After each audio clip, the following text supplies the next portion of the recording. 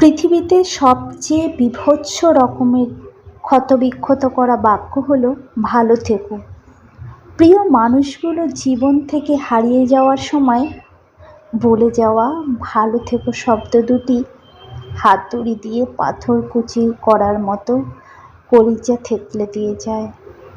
এই শহরে কোটি কোটি প্রেমিক কিংবা প্রেমিকা এই ভালো থেকো বাক্যের সাথে প্রতিদিন পরিচিত হচ্ছে। বাড়ছে আত্মহত্যা নামক খুনের তালিকা। এই ভালো থেকো বাক্যের ভেতর লুকিয়ে আছে সিলিং ফ্যানের রশি কিংবা বিষ জাতীয় মরণের উপকরণ। সারা জীবন একসাথে সুখ দুঃখে থাকবে বলে সে মানুষটি প্রতিশ্রুতি দিয়েছিল, একদিন হঠাৎ করেই বিনা নোটিশে সেই প্রিয় মানুষটি সম্পর্ক বিচ্ছেদ ঘটিয়ে বিদায় নেওয়ার সময় বলে যাবে ভালো থেকো। যে বন্ধুটি মন খারাপ করে থাকলে নিজেকে অসহায় মনে হতো, যে বন্ধুকে ছাড়া নিয়মে অনিয়মে খাবার খাওয়া হতো না, সামান্য কারণবশত কিংবা ভুল বোঝাবুঝির জন্য সেই বন্ধু দূরে চলে যাওয়ার সময় সেও বলে যাওয়া ভালো থাকিস। জীবনের সাথে জড়িয়ে এমন অসংখ্য প্রিয় মানুষের তালিকায় থাকে আমাদের।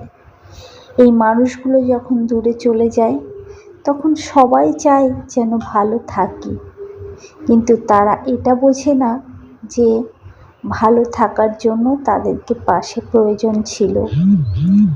জীবনের এই ভালো থেকো সমীকরণ নিয়ে যাত্রাপথে রাতের শেষে ভোর হয়, রঙিন জীবন হয় সাদা কালো, শুধু ভালো থাকাটাই বাকি রয়ে যায় শেষ নববর্ষের হালখাতায়।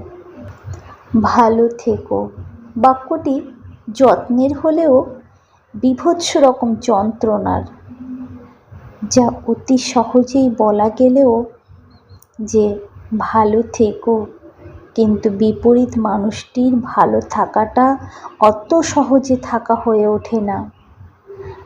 মানুষকে জীবিত দেখা গেলেও জীবিত থেকেও জীবনের কাছে লাশ হয়ে থাকে, যে লাশের পচন থাকলেও গন্ধ নেই। তাই ভালো থেকো শব্দটা পৃথিবীর সবচেয়ে বড় হত্যার নাম। ভালো থেকো মানে আমি তোমাকে হত্যা করে গেলাম।